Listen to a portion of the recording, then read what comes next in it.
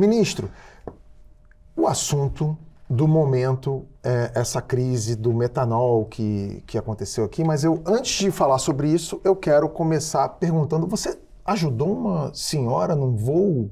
Como é que foi isso? Me conta esse episódio direitinho, porque tem teoria da conspiração aí, né? Tem gente dizendo que, não, aquela mulher era uma atriz, isso foi uma propaganda para viralizar. O que aconteceu? Otávio, primeiro, não é a primeira vez que acontece isso comigo. Você já passou por outros momentos Tem algum médico aqui neste voo? Muitas vezes. É uma coisa mais comum do que você imagina, assim, tanto voo nacional, voo internacional. Essa aí que aconteceu, né, especificamente. Tinha uma cantora, que é uma cantora muito legal, chama Mari Jasca, que estava exatamente na poltrona da frente. Uhum.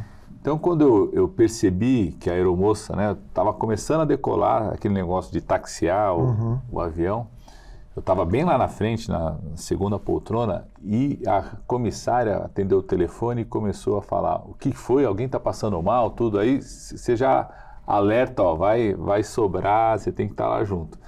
E eu ficando atento. Aí quando ela falou assim, ó, eu vou lá ver e vamos ter que abortar a decolagem. Eu falei, você quer que eu vá junto? Eu já fui junto, né? E fui lá, identifiquei rápido, era uma crise de hipoglicemia. E quando eu percebi que podia ser hipoglicemia, eu perguntei, ó, tem açúcar? Vamos pegar uma água com açúcar. Alguém tem uma bala aqui? Aí quem tinha uma bala era uma cantora, Mari Jasca, uma cantora que estava super legal, inclusive, dessa nova geração. Uhum. Aí ela e a time dela, a gente tem a bala, que estava exatamente na frente, né? E na hora dei a bala, dei água com açúcar, vi as medidas iniciais, só que eles já tinham abortado a decolagem, então voltou o avião, entraram os paramédicos, tudo. E falei desde o começo que podia o voo, tudo estava lá do lado. E aí essa cantora depois pegou e subiu essa coisa na internet. Ela que fez a postagem, falando que realmente tinha acontecido de tudo no voo, absolutamente de tudo. Tinha atrasado o voo, problema de bagagem do pessoal, tudo. Então ela fala, tudo isso e além disso alguma pessoa passou mal e o ministro da Saúde veio cuidar dessa pessoa. Mas isso é mais comum do que a gente imagina e profissional de saúde é assim o tempo todo, né? Sempre alerta. Mas no fim deu tudo certo, né? Não, foi ótimo, deu tudo certo. E teoria da conspiração tem o tempo todo, né? Impressionante. A minha luta, Tabet, a minha luta permanente, a luta dos profissionais de saúde, dos gestores hoje é contra o negacionismo, contra teorias da conspiração sobre tudo, sobre vacina, sobre medicamentos. Elas acontecem o tempo todo e bem-vindo ao clube, né? Isso aí. Ministro, deixa eu te perguntar. Eu sou carioca. Sim. E percebe-se pelo sotaque. Não só pelo sotaque, mas assim, pela minha cor do pecado, né? Esse jambo maravilhoso que eu ostento. Mas, ministro, eu tô ficando receoso de fazer uma das coisas que eu mais gosto quando eu venho para São Paulo, e eu venho muito para São Paulo, que é frequentar restaurante, frequentar bar, e recentemente o Brasil tem se deparado com notícias que são absolutamente assustadoras em relação a esse consumo de metanol, né? Que mata ou pode causar sequelas terríveis, cegueira irreversível para pessoas que consomem isso. Eu sei que nesse momento, quando um assunto desse aparece, rola aquele jogo de empurra. O governo federal, isso não é problema, isso é governo estadual, o estadual fala que é municipal, o municipal fala que é federal. Independentemente disso, o que o Ministério da Saúde está fazendo para ajudar a combater esse tipo de manobra irresponsável, asquerosa, hedionda? É um crime, né? Um crime, né? E que deixa todo mundo numa situação de apreensão total. O que o Ministério está fazendo? Otávio, primeiro, não empurrar a responsabilidade para os outros. Eu acho que essa é uma primeira atitude, não só do Ministério da Saúde, quanto também do Ministério da Justiça, que é agir naquilo que tem que agir, que é de prerrogativa nossa do governo federal, mas também está junto para cooperar naquilo que é do Estado e do município, né? Primeiro, a gente está numa situação anormal, né? Estamos gravando hoje o episódio, hoje tem 43 casos. Para você ter ideia, isso é 2 vezes mais do que a gente registra todo ano, em torno de 20 casos de intoxicação por metanol ao longo dos últimos 10 anos, né? Então, é uma situação anormal. Então, um grande número de casos, concentrado inicialmente no Estado, mas já tem em outros estados, e a gente acredita que quando o Ministério da Saúde chama a atenção disso, vão surgir notificações de suspeita em outros estados do nosso país, né? Então, primeiro, reforçar as ações de notificação. o Ministério já tinha um manual para os profissionais de saúde saberem como tratar uma situação como essa, da intoxicação do metanol. A gente publicou inclusive um destaque desse manual, como se fosse uma nota específica, para ficar mais fácil ainda para os profissionais saberem como é isso. Terceiro, existe já um antídoto no Brasil, que é o etanol farmacêutico. Não é o do combustível, nem o que você bebe nas outras bebidas. Sim. É uma concentração específica que é disponível, então a gente orienta como utilizar isso. Quarto, existe um antídoto chamado Fomepizol, que já foi usado em alguns lugares, não tem comercialização nem só no Brasil, mas em vários países do mundo, que o Ministério provocou quem já produziu esse medicamento para poder trazer para o Brasil, autorizar a importação, para a gente ter uma espécie de estoque em relação a isso, para ser uma alternativa ao etanol farmacêutico, né? E reforçar as ações junto com os estados e municípios. A Polícia Federal entrou nessa história porque a gente desconfia que isso possa ter uma dimensão nacional. Então, quando você tem uma desconfiança sobre isso, é interestadual, você não fica só no estado, na segurança e na investigação. Agora eu quero dizer para você, não deixa de ir nos restaurantes, não, né? Ninguém precisa deixar de ir no restaurante, sobretudo um lugar que você conhece, né?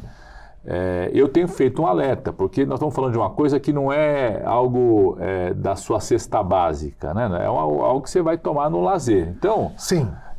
Nesse período, enquanto não se soluciona tudo, não se define, né, descobre exatamente qual que é a extensão da situação, eu tenho recomendado, a pessoa pode ir no restaurante, bebe outra bebida, né, vê uma bebida que pede para abrir a garrafa na tua frente, né, você tem mais certeza. Mas aí que tá. Eu tenho tido acesso, tem circulado alguns vídeos inclusive filmados pela própria polícia, às vezes a Polícia Civil, mostrando ali, desbaratando quadrilhas que adulteram as bebidas, e você vê que as bebidas são ali. Muito lacradas, elas têm adesivos muito semelhantes, a falsificação é muito rebuscada, né? Eu queria perguntar para você, ministro, o seguinte: você que está ali no meio do negócio, você tem acesso a informações que as pessoas da imprensa, as pessoas que estão assistindo a gente não têm. Eu, leigo, lendo essa notícia, o que eu penso? Bom, isso aí é um pessoal que quer ganhar dinheiro. Todo mundo quer ganhar dinheiro. Criminoso, basicamente, ele quer ganhar dinheiro. A menos que esse cara, essa pessoa ou essa quadrilha responsável por isso sejam, sei lá, serial killers, sejam psicopatas, né? Mas assim, o cara quer ganhar dinheiro. Então o que o cara quer fazer? Ele falsifica a bebida para continuar vendendo essa bebida e cada vez ganhar mais dinheiro nessa diferença do álcool que ele adultera ali. Nesse caso, a impressão que me dá, eu leigo, é que assim, alguém errou nesse processo, um criminoso errou e jogou um álcool, né, o metanol ali, sem se atentar para a irresponsabilidade que é matar ou deixar uma pessoa cega.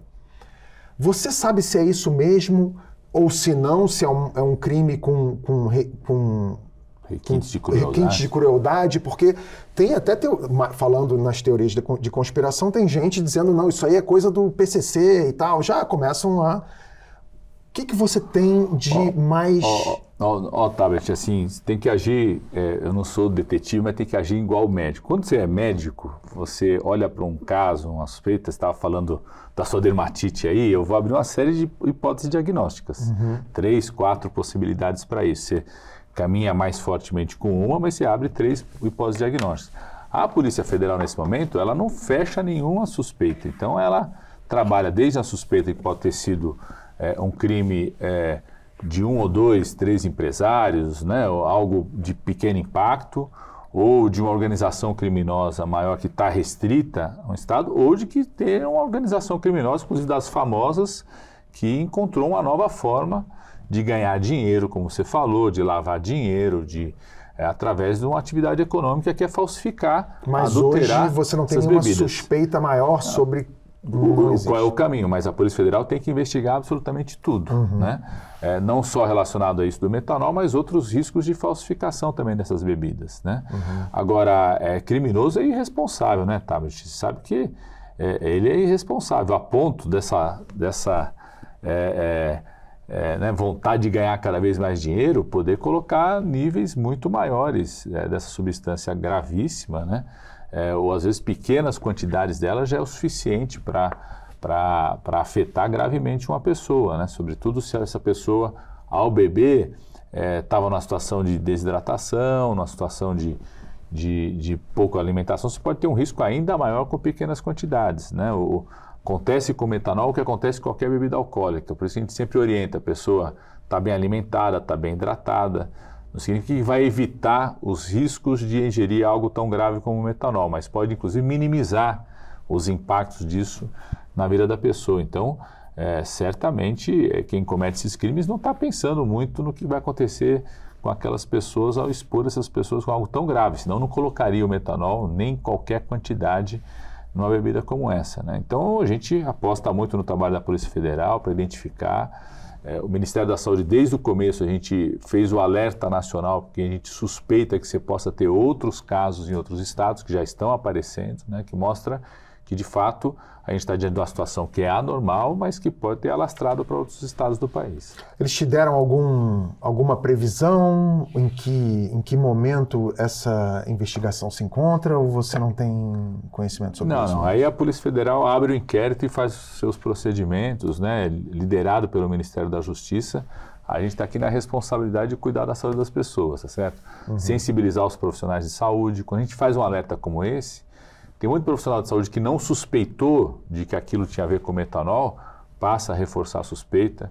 É muito importante o profissional de saúde notificar já quando ele suspeita, por dois motivos, tá, Beth? Primeiro, porque você suspeitar de que tem a ver com metanol, você vai ter condutas naquele paciente que é específico disso. Você vai hidratar melhor esse paciente, vai monitorar, vai colher exame de sangue para ver se ele tem acidose metabólica, pode colher no sangue, inclusive se identifica o metanol, usar o antídoto que é o etanol, né? Então, tem condutas para o paciente a partir da suspeita, mas mais importante, ou tão importante quanto isso, é quando você suspeita, você ajuda as forças de segurança a descobrir da onde vem aquele lugar, de quem que vendeu. Se contar, foi numa festa, aí você vai lá vai quem organizou a festa, descobre se teve um buffet que vendeu, aí você puxa o fio exatamente onde que está o crime, né? Foi numa loja de conveniência, como um dos jovens contou. Você vai lá, descobre de quem ele comprou, então isso permite a investigação chegar o mais rápido possível aos criminosos. Qual